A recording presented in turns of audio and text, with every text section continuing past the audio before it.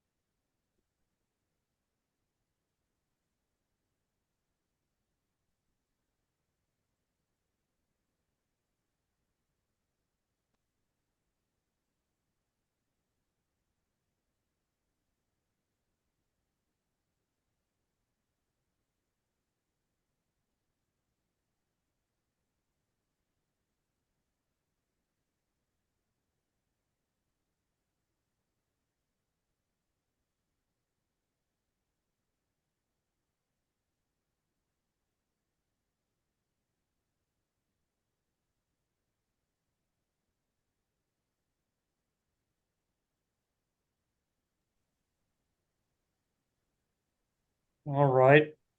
Uh, let's begin, shall we?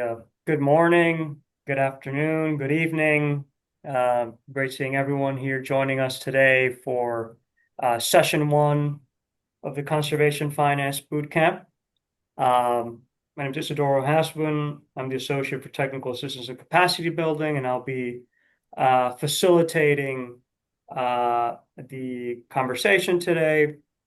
I'm delighted to see many of you joining us from a diverse number of countries and organizations. So a little bit on today. So why this boot camp in particular? Because HAC members requested deeper support on financing Target 3, particularly in last year's survey and conversations throughout. Of course, we all know there's increasing global interest, almost, if not trillions, reaching trillions of dollars of annual flows on conservation, biodiversity finance, and it's quadrupled since mid last decade. And this bootcamp attempts to bridge global frameworks and provide some practical country experiences. This bootcamp is organized by the High Ambition Coalition for Nature and People, CSF, Conservation Strategy Fund, CFA, Conservation Finance Alliance, Sustainable Finance Coalition, SFC, the CBD Secretariat, and support of a UNDP-BIOFIN as well as IUCN-WCPA. So it's a group of organizations that are supporting and trying to provide these insights.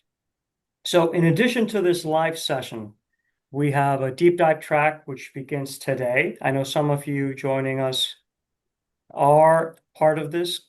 We will be providing discussion materials this afternoon, engagement on resources. You can click on scan the QR code and you can access the information. So if you have not joined yet, we encourage you to do so. Now, before again beginning the run of show, I want to highlight that there is interpretation. We have on the icon at the bottom right, English, Spanish, and French interpretation. Just click on the button and you'll find the live interpretation there as well. So run of show.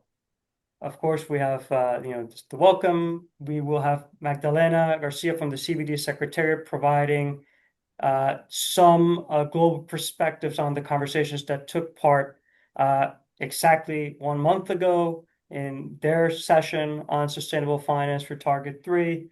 Then we go with David Myers, who's joined us discussing the IUCN-WCPA guidance. And we then go into the country cases. Marcelo Hernandez Blanco will be discussing the Costa Rica case, lead economist of CSF, and then Alexander Verkerk, senior policy officer, will be touching upon cases in the Netherlands. And then we go into breakout discussions for each language group, whether English, French, and Spanish. English is going to be moderated by Candace Stevens, facilitated by Candace Stevens, founder, CEO of the Sustainable Finance Coalition. Again, French goes with David Myers, and then Spanish, Marcelo Hernandez. And then we go back to the plenary where facilitators share key concepts. So these breakout sessions are key for you to discuss with experts on the subject, the cases, any questions you might have concerning implementation and challenges facing conservation finance. And then the facilitators go back and provide key points that were discussed, and then David finalizes some comments. And last but not least, we close the session and provide session 2 preview. So to that end, let me give the floor to Magdalena, who will be discussing the conversations that took place at last month.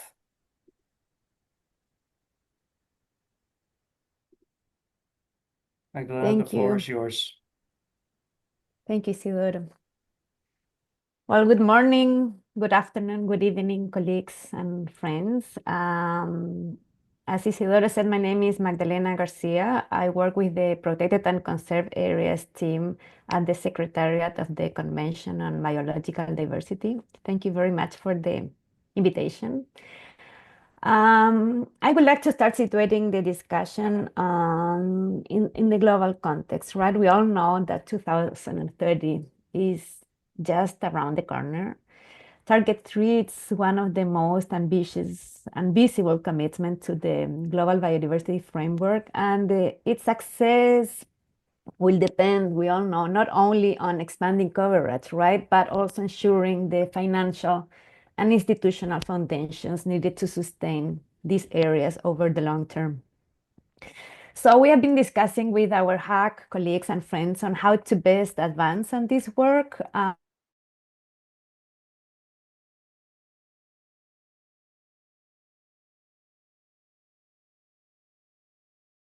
Webinar on sustainable finance for Target 3 that we organized together with our partners from IUCN-WCPA, and that was supported by the Japan Biodiversity Fund. So that webinar that is recorded on our website, if you want to look at it, was offer a general overview and international perspectives on sustainable finance for protected and conserved areas. So we heard from David Myers that presented the IUCN WCPA guide, Denka that introduced Enduring Earth, also Candice Stevens on the work that the Sustainable Finance Coalition is doing to support long-term conservation. BIOFIN briefly introduced the main strategies that they have been working with governance to strengthen conservation finance. And then we had 2 presentations from the community of practice. One that was the Landscape Legacy Fund, and we had a case study from the Mexican Fund for Nature. So as I said, it was like a big overview. And today with this bootcamp, with this workshop, we continue this conversation, but moving these ideas on more into dialogue and exploring practical approaches to financing conservation. So this is a central topic for Target 3. Thank you so much for supporting this. And this bootcamp comes just at the right moment to support and expand ongoing efforts. So I'm sure it will open new opportunities for exchange, spark ideas, and new approaches on what we are doing to expand financial sustainability. So as we look toward the COP17 next year, these discussions are crucial, and I hope this bootcamp will open new path for collaboration and impact. So thank you so much. Wonderful. Thank you, Magdalena. David, let's go ahead with you presenting on the IUCN-WCPA guidance. Thank you. Thank you so much. And I'm just going to share my screen real quick and walk us through a presentation. Conscious of time, so I'm going to go very quickly and also note I go into this in a little bit more detail on the CBD from a month ago in the CBD. So please go and have a look at that if you want a bit more detail. But really hope that you download the document, Practice Guidance for Protected and Conserved Area Finance, which we recently released this past year. It was a collaborative effort from a whole range of authors and participants, not just in the main text, but also the fact sheets, reviewers, editors. Thanks to all the people that put this great effort into this document. There's 8 main chapters here, and you can see some of the titles here. I'm going to go through each chapter, just naming them and bringing out maybe one or two pieces from each chapter here. Again, all in the name of trying to move quickly so we can get into some country examples and have plenty of time for the breakout discussions. But you can see the chapters are the case for protected and conserved area finance, a bit of background, foundations of protected and conserved area finance, a sort of theoretical chapter, finance strategy and planning, looking at business planning and finance planning for sites and systems, public finance for protected and conserved areas. These, starting at chapter 4, we get to some of these the more sort of sources of funding, and in chapter 5, international cooperation, donors, philanthropies. You can see sort of the structure is based on the 4 main practice guidelines that follows through the end, with site-based finance, indigenous peoples, conservation areas, and finally private sector finance. So quite a number of topics covered in those chapters. We also have 16 fact sheets towards the end of the document, and these fact sheets have sort of more practical deep dives into a select group of finance mechanisms and solutions. You can see the list of topics here.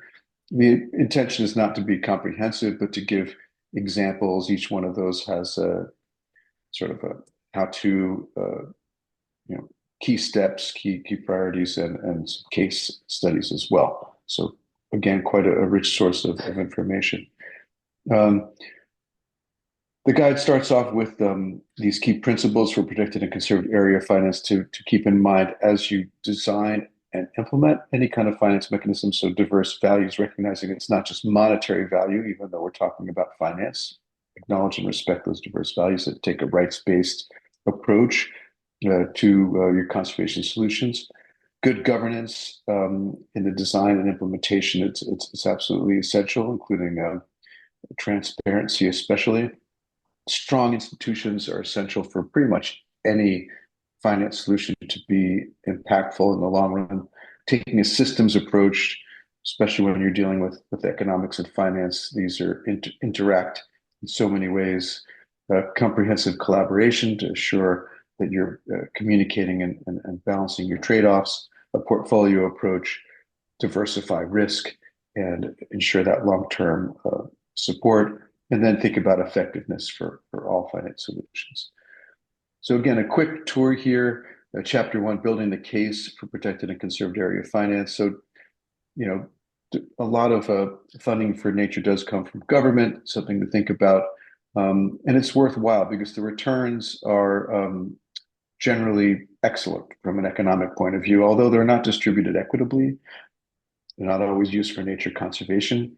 In terms of the specific goal of 30 by 30, Waldron and colleagues estimate the direct benefits to be 5-to-1 return, which is amazing, and of course makes a lot of sense because nature provides us with so much value, and of course generating and safeguarding millions of jobs as well as supporting climate through carbon dioxide emission reduction. So significant amounts there.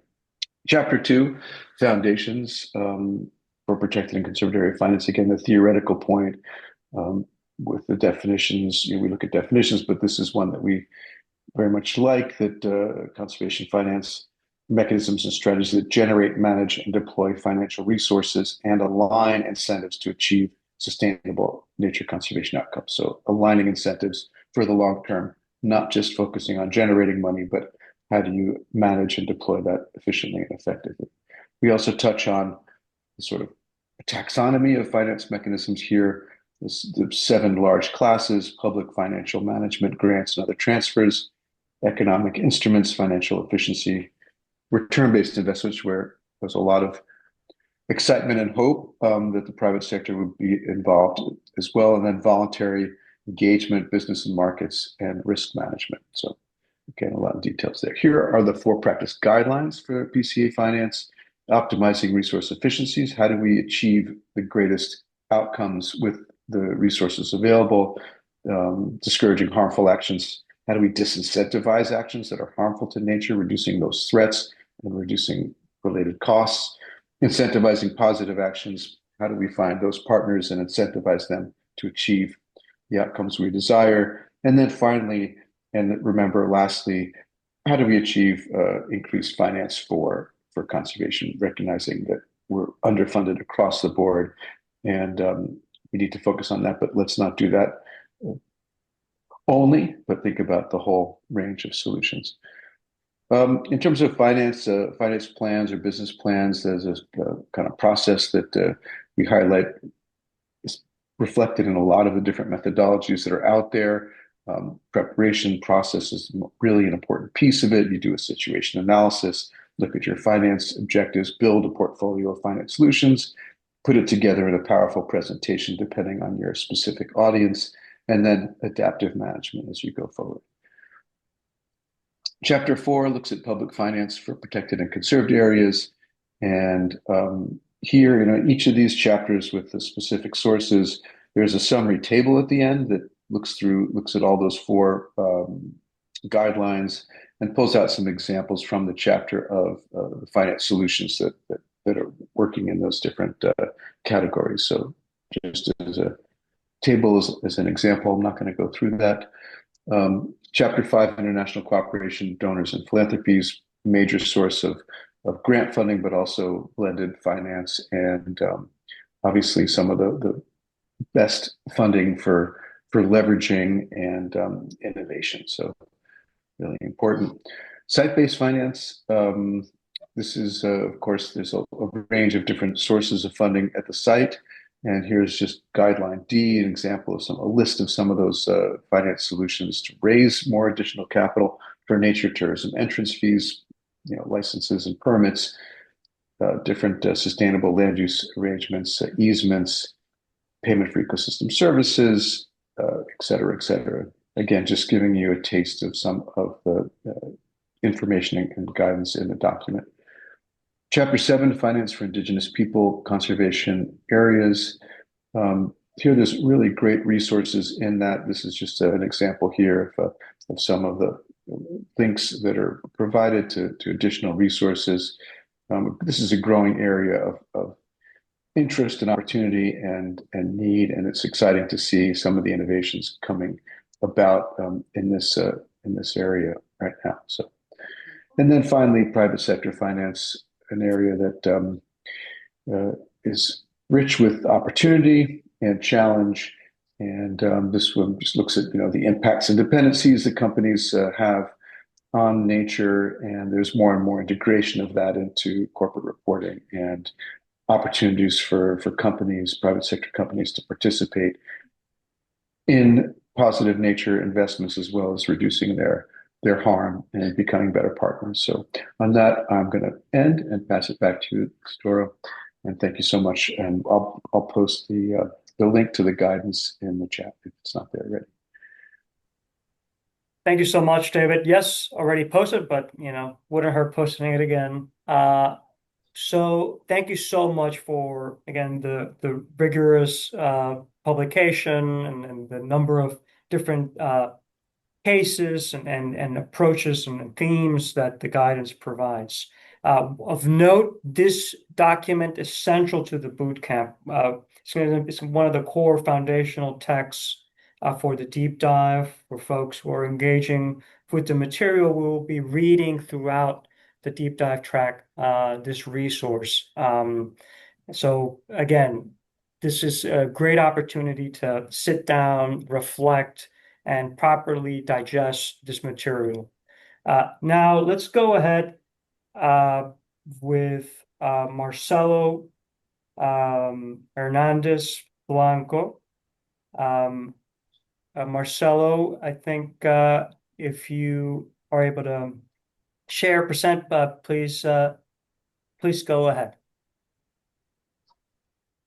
Okay, let me see, because since you're presenting, okay, now I can do it. Perfect. Just 1 second. Can you see my screen and can you hear me well? Okay, Yes, perfect. So thank you, Isidoro, and to the HAC team for the invitation to presenting in this really interesting initiative and super needed initiative about conservation finance and economics as well. I think this is a topic of huge relevance, as you were saying, Isidoro, in your introduction, and it's great to share the floor also with our partners like David Myers from CFA and other friends that I see here. So welcome everybody. Like Isidoro was saying, my name is Marcelo Hernandez Blanco. I'm based in Costa Rica, and I'm the lead economist of Conservation Strategy Fund. The idea is just to present a quick example of one of these financial mechanisms, perhaps one of the oldest one or one of the most better known ones. It's payment for ecosystem services. So perhaps you've already heard about a lot about this one. You are almost an expert, but we're going to go through this example, and it's worth saying that today I'm going to present the current scheme of payment for ecosystem services in Costa Rica, but during the next session, I'm going to present a proposal that we designed for BIOFIN to redesign the entire payment for ecosystem services. So that should be also hopefully very interesting for you. I'm not going to pause here, but just to tell you about CSF and what we do. We work in conservation and conservation finance and economics, bringing the value of nature for decision making, and we are also experts in capacity building. So if you're interested in this type of courses, I'm more than happy to share with you some resources. We're a global NGO, so a non-for-profit. So just to give you a little bit of context, and this is also going to be a slideshow of some of my pictures. I like to call myself a conservation photographer. On the context of how this scheme was born was in the second half of last century, well, in the 70s, 80s, Costa Rica had one of the highest deforestation rates in the planet. So this was due because of this boom in agriculture and cattle ranching. Basically, we were exporting a lot of meat for, unfortunately, for fast food industry in the States mainly. Of course, that brought a lot of resources to the country, but also diminished the main resources, which was our very amazing natural capital. In 1996, the country introduced an update of the forest law. And this forest law did many different things. One thing that it did was to put a ban on deforestation, which was a huge step towards the direction that the country was envisioning to go through. The path for sustainable development. And now I have to say that Costa Rica now every day has more forests. Costa Rica now has 60% of the country covered on forests. And at the same time that we recovered forests, we were able to increase GDP. So that tells you a story on how conservation can go hand in hand with economic development, right?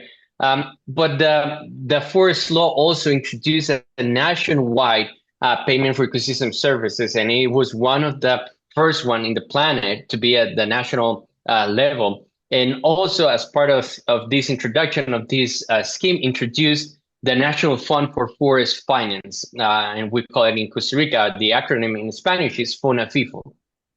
And FONAFIFO was going to be this institution that was going to lead the payment for ecosystem services scheme. Someone drew a line, which is funny. I didn't know that could happen. I don't know how to erase it, but apologies for that line that it's hanging there. So FONAFIFO is our institutional arrangement, and it's the governance scheme that manages, as I was saying, the payment for ecosystem services. But the other parts of when you're building a scheme like this one, that you don't only need to consider what's going to be the institutional arrangement, but it's where are the sources of funding? Where does the money it's going to come from, right? And also, very importantly, where does that money is going to go to, right? And this is what we call the PES modalities. It's the investment in which we're going to use those resources. The forest law was very innovative and put a set of different funding sources, 9 funding sources, and I'm going to get into the details of which ones are the most important ones. So you can see that having many funding sources also gives the scheme, makes it resilient to different changes in these funding sources, and also decided to invest in different modalities such as forest management, protection, water resource protection, reforestation, and natural regeneration. So basically, 3 main modalities: conservation, restoration, and mixed systems, let's call it, like including agroforestry. So the scheme focuses on 4 ecosystem services. Why these 4? Nobody knows. I spoke with everybody, literally everybody that was involved in this, and nobody knows what it was those 4 ecosystem services. And our theory is that because at that time, it was 1996, it hasn't been so much knowledge already about ecosystem services. So they decided, for example, that those could be the main ones. For example, we did a study here where we proved that pollination services had 6 times more value, economic value, than climate regulation, for example, right? But they didn't add pollination. And I'm going to speak about that during next presentation. So the main source of funding are a fuel tax that provides 88% of the sources for the mechanisms, a water tax that provides 9%, and the big majority of these fundings are invested in the payment for ecosystem services scheme. FONAFIFO does other stuff like some microcredits in the forestry sector, but out of the payment for ecosystem services, 88% goes to forest protection and 10% to reforestation. This is in colones, so I'm sorry that it's not in dollars. Basically, for every dollar, there's 500 colones. But here, just to show how the fossil fuel tax is the main one. Then this water fee, and then there's the tax on wood. And sorry that this also is in Spanish. It was part of this study that we conducted for BIOFIN here in Costa Rica. And here, what it tells you in the left hand in black is that line. It's the tax on fossil fuels. In blue, the water fee, and in orange, the tax on wood. And on the other, in the right hand side, there's other sources of funding. In greens, like different agreements.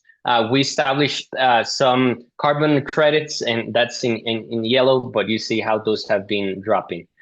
I'm not going to stop here, but this just tells you a story on which areas we've been investing.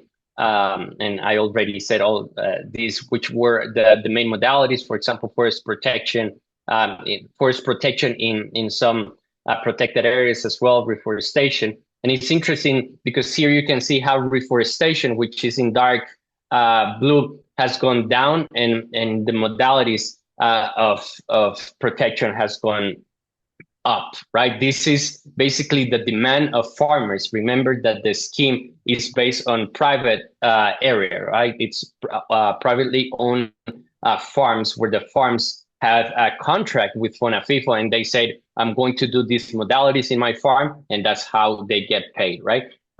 This tells you that there's a huge demand for protection, but the demand on contracts for reforestation has gone down. And we can speak about this during the breakout rooms if you want. This is just the numerical part of what I was saying. By the way, this was a bioluminescent mushroom that I found in one of our main private protected areas here in Costa Rica, Monteverde, and it was just magical. Some main opportunities of improvement, the definition of ecosystem services. We should be able to have at least an approximate biophysical measurement of many of these ecosystem services. We don't have enough funding to attend the demand of farmers that want to get involved in this scheme. We need to prioritize better where we're going to invest the limited funds that we have. And I'm going to speak about this in the next session on how to do this. We developed a spatial model on how to select those areas and also how this relates with differentiated payments, right? We could pay different prices in different areas depending on the level of protection that they require, the level of provision of ecosystem services, etc. Expand the participation, and that's it. That was exact 10 minutes, Isidoro. You have here my contact, and I would love to have a conversation with you all that are interested to keep the discussion about this scheme. And please contact me if you have any comments or questions. Thank you. Wonderful, Marcelo. You're a pro, 10 minutes on the dot. So just to note, Marcelo will be facilitating the discussion in Spanish.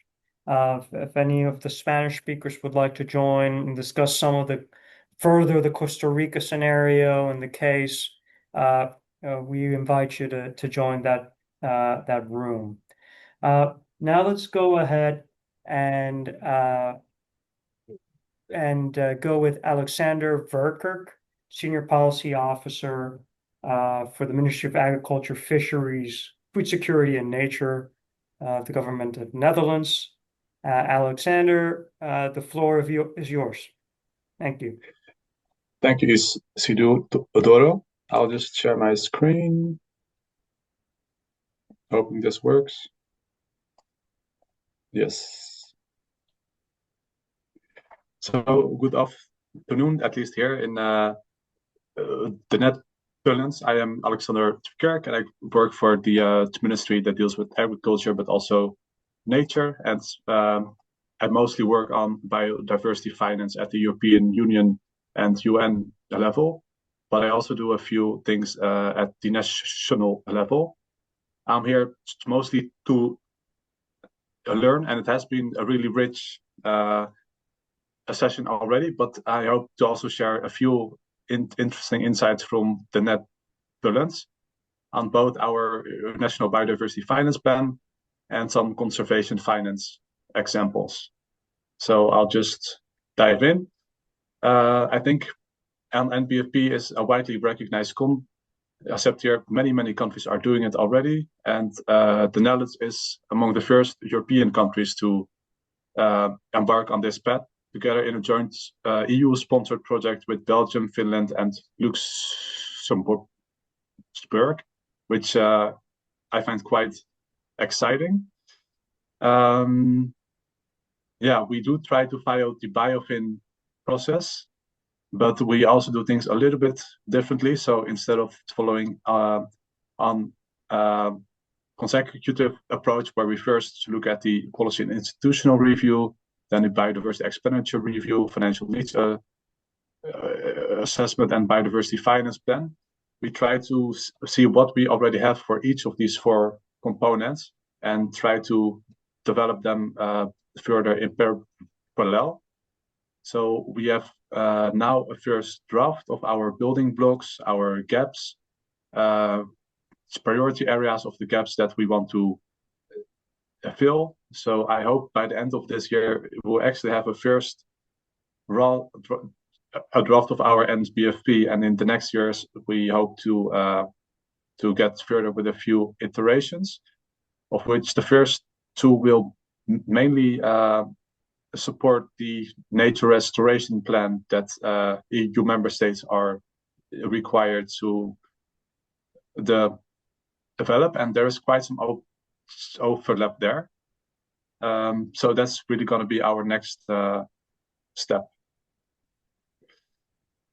Then three quick examples of nature conservation finance. It was quite a challenge to see if we have any new or alternative solutions that are unknown, and I asked around a bit, and we arrived at our national parks.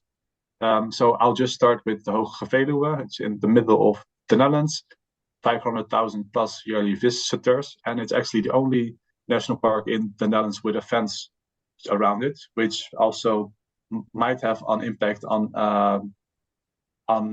how you're gonna finance nature conservation in this area. So actually here it's pretty straightforward. We have entry fees, we have parking fees, but as a result, the park operates quite financially independently. And of course, the money is used not only for tourism accommodations, but also for nature conservation itself. Then we have another national park, Drentse A. Here, the level of income is a bit lower, and it still relies mostly on public funding. But so let me just put a script. Yeah. So something that's interesting here is that at one entrance of the park, there is an organization that provides hospitality, catering, food and drinks, and we have made the arrangement with them that 5% of their turnover they will donate to the park for conservation purposes. And there are also other companies in the park that we ask for a voluntary contribution, and actually that also yields a bit of income. And with this income, we can finance landscape feature, fauna passages, and others. Then lastly, another national park with the income sources of the sale of mountain biking and horse riding licenses. So it's people who want to mountain bike or ride horses in this area, they actually have to apply for a bit of a permit, and we do ask a bit of money for that.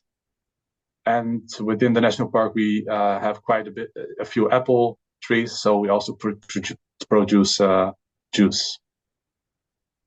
So as you can see, in conclusion, I would say 99% of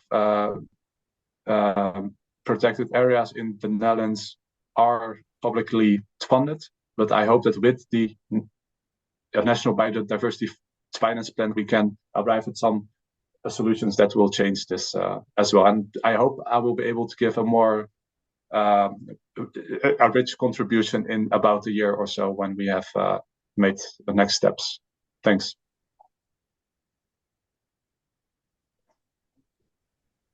Thank you so much, Alexander. So let me pause here for a sec. I'm going to open rooms. You can join the room, whichever you'd like, whether it's French, again, Spanish, or English. I'm going to suggest that the Q&A, any comments or questions you might have for the broader main room, you can have those questions for Alexander or for Marcello or whomever, David, IUCN-WCPA, after the conversations. So why don't we begin this breakout session? Again, choose your room. You can join whichever of those languages. Active participation, everyone is encouraged to speak. And again, use the chat if you're not comfortable speaking. And we'll have between 20 and 30 minutes. I'm going to be counting the time. And I'll provide an announcement to broadcasting when we have about 5 minutes or so to close out the session. All right, let's go ahead and begin the facilitator sharing key points that were discussed throughout the conversation. You know, we have about 15, 20 minutes or so, so keep your assessment summary at about 5-7 minutes, sorry. And let's go ahead. Let's start with the English language room. What did y'all discuss? Candace, go ahead. Isidoro. So as usual, never enough time to discuss everything that we'd like to, but we had some really valuable questions that came up from participants. So to sum that up, the first was really just getting everybody on the same page. Questions around terminology, questions around what are the specific finance interventions that we're talking about? And I think that's always important to be able to frame things correctly so that we are able to meet one another. There's a lot of interchangeable terminology. There's a lot of jargon on the conservation side, and there's jargon on the finance side. So making sure we've got one language to speak to was the first key point that was brought up. The second is that there is a ton of finance solution innovation around the world, lots of examples in things like the BIOFIN catalog, the Coalition's inventory of finance solutions. Lots has been captured in the guidance for protected and conserved areas that David talked about.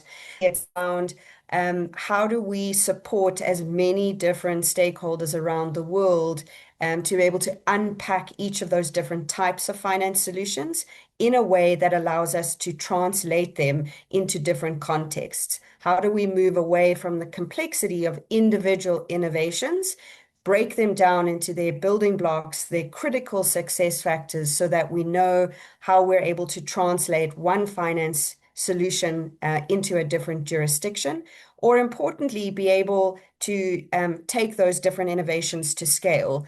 And we spoke a little bit around having systematic methods and approaches, which, as you know, the Coalition works on to support many stakeholders to be able to do just that.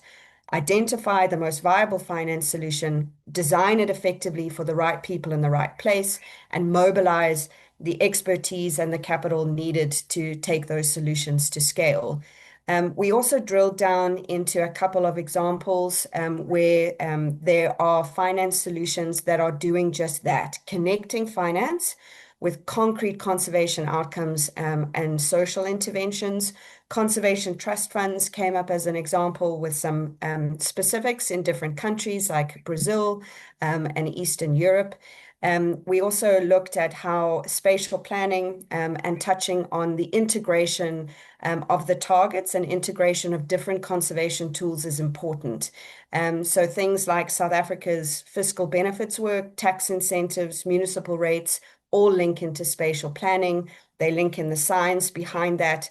And we can't separate out these different components. If we're going to hit connected finance targets, we need to be able to merge strong conservation science, clear policy, action and intervention on the ground, and ensure the finance flows there. And the last thing I want to highlight was the very last question raised, and that is, where are there examples of finance solutions that are not just attributable to the same sources of finance that have been funding conservation for such a long time? We've been over-reliant on the resource mobilization aid component or on governments. we know that there's pressure on both those slices of the pie. And so what are the different examples that attach to blended finance, that attach to private sector finance? And there is a whole new world of opportunity opening up. I mentioned one or two examples, and I think these are the types of examples that would require real deep dives into to know how did we get things like impact funds for the blue economy up and running in Africa? How did we get specific funds for local communities in East Africa launched at New York Climate Week? There are many exciting examples that are happening around the world that are channeling blended finance or channeling more commercial level finance.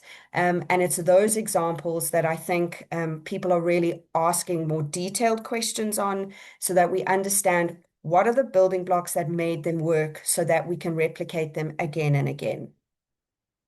So back to you.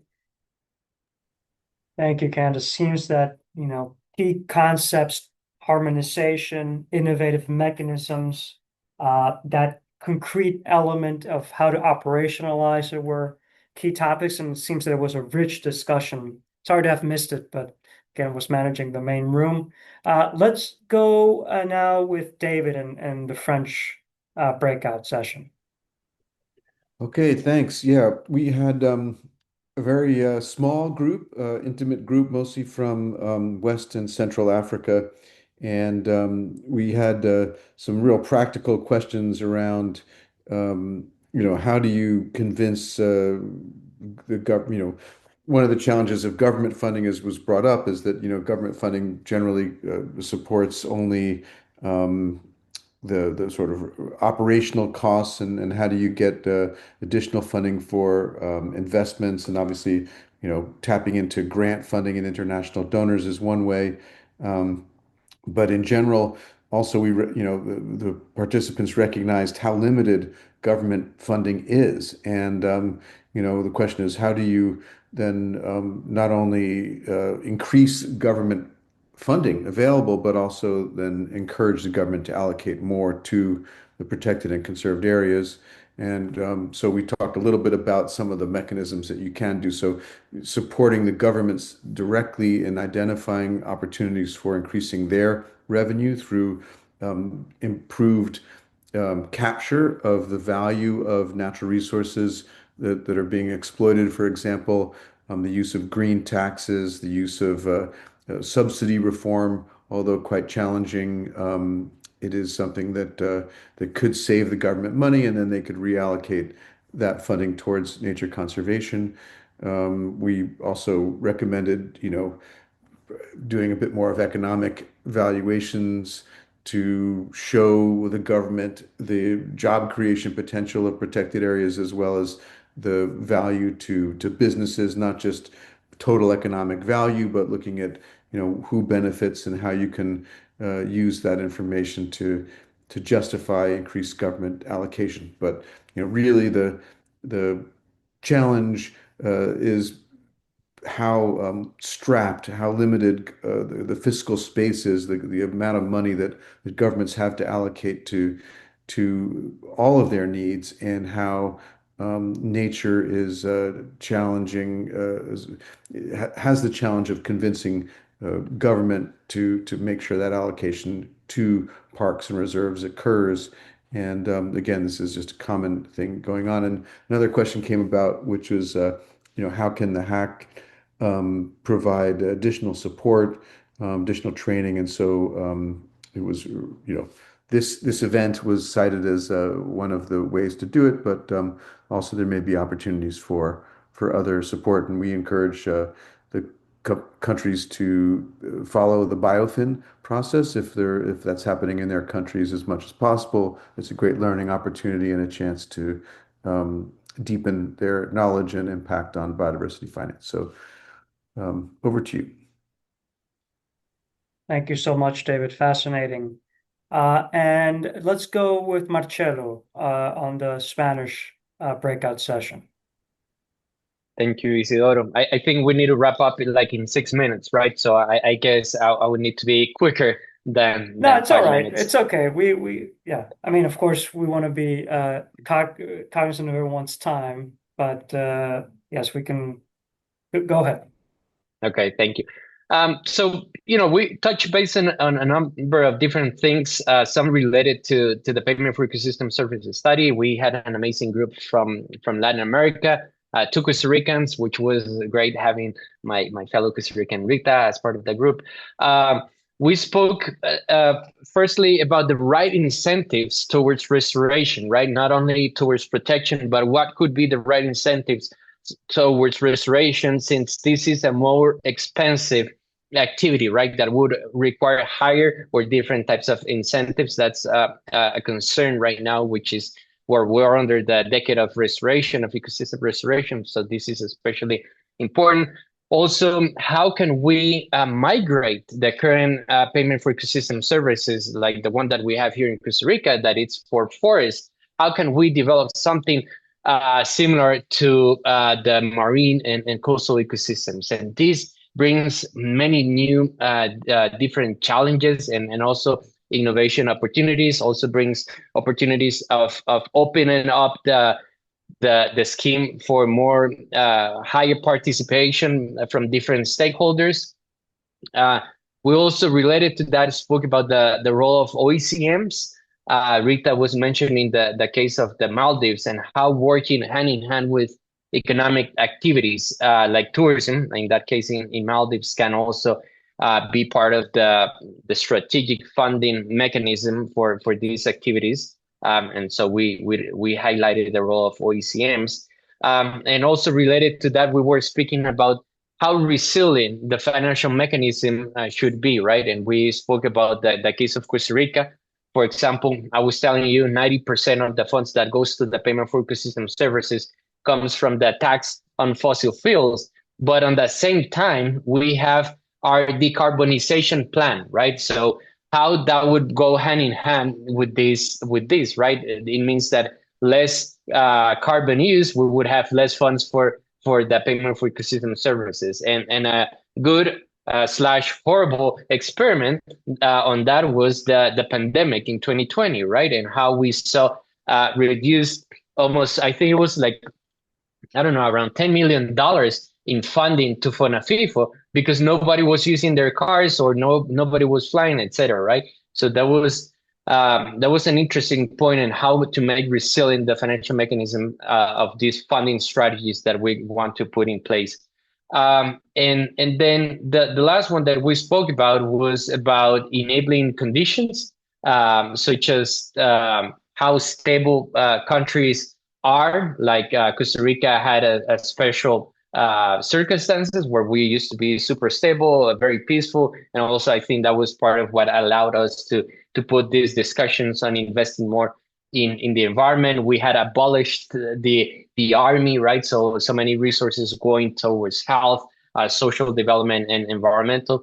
And it's about at the end the vision of the country, which are the priorities of the country. So that more strategic conversation at the entire level. So protecting the environment, it's not our protected areas. It's not an environmental issue. It's a social issue, right? That has to be at the core of the government's discussions between many different ministry, health, education, finance, etc. Right? So it's a very cross-sectorial discussion that countries has to do. I'll keep it that. Wonderful, Marcelo. Unfortunately, we don't have much time for Q&A. So what I would suggest is sending the HAC any questions you might have to the expert group. One of the things I want to note is we're ending the conversation now. It's just looking ahead. We have, again, the deep dive. Here you can engage with the expert group, with Marcelo, with David, with Candice, and others. We, of course, have, one of the things I want to note is that there's a WhatsApp community group. If you register, we'll begin the conversation today to develop this community of practice for HAC members and other stakeholders. There's a reflection note that is due. There's a certificate that will be awarded. Just a really interesting experience to engage with this space and ecosystem of conservation finance. And last but not least, there is potential. We'll see how this develops as this bootcamp progresses, of tying it to the HAC matchmaking platform. If there's an interesting project, there might be an opportunity there, but to be confirmed in terms of how it evolves. No further ado, I'm finalizing the session. Again, thank you so much for joining. Thank you so much for the expert group, David, Marcello, Candice. Thanks for the HAC team who joined specific breakout sessions. And of course, thanks to everyone who joined from all over the world. Again, we have the next session coming up on November 6th, so in a month, and discussing additional insights that stem from the IUCN World Congress, for example, and where the expert group will present. They'll have more time to reflect on the discussions that happened today, as well as resources that they might provide that could be of further use to the HAC community. So thank you so much. And again, if you have any questions, please feel free to reach out. Thank you, Isidoro. Thank Bye. you, everyone. Thanks, everyone. Thank you. Bye-bye. Ciao, ciao. Thank you. Bye. Bye.